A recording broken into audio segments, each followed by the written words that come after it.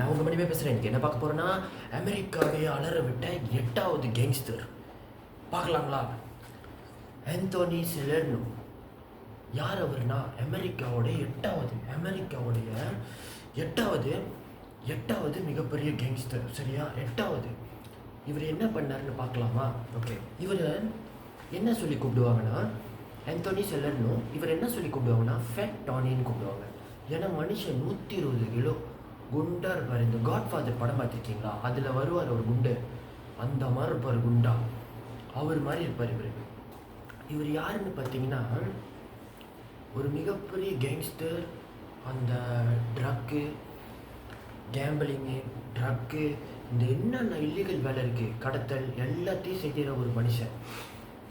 இவர் என்ன வர்றாருன்னா, நான் ஏற்கனவே சொல்லியிருந்தேன் இந்த இவ்வளோ மில்லியன் வச்சுருந்தாங்க ரவுடிங்கன்னு, ஏற்கனவே உள்ள அந்த வீடியோவில். அது மில்லியன் தான். இவர் பில்லியனில் போயிட்டார். $2.3 பில்லியன்.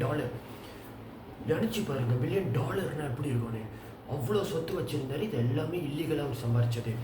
இல்லீகலாக சம்பாரித்த இந்த காசை வச்சுக்கிட்டு அவர் ஒரு நியூயார்க்கே அடிச்சு நொறுக்கினார். நியூயார்க் என்ன சொன்னாங்க, நியூயார்க்கே கலக்கி புட்டிச்சு அண்ட வழியை வச்சு ஆட்டுன்னு ஆட்டி விட்டார் பெரிய அளவில்.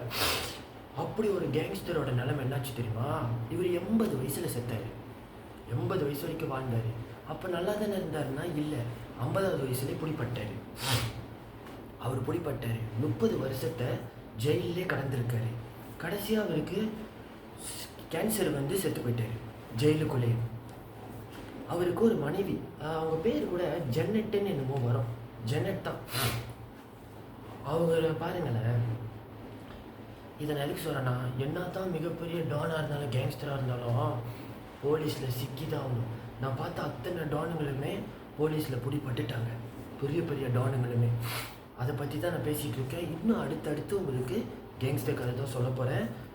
Stay tune.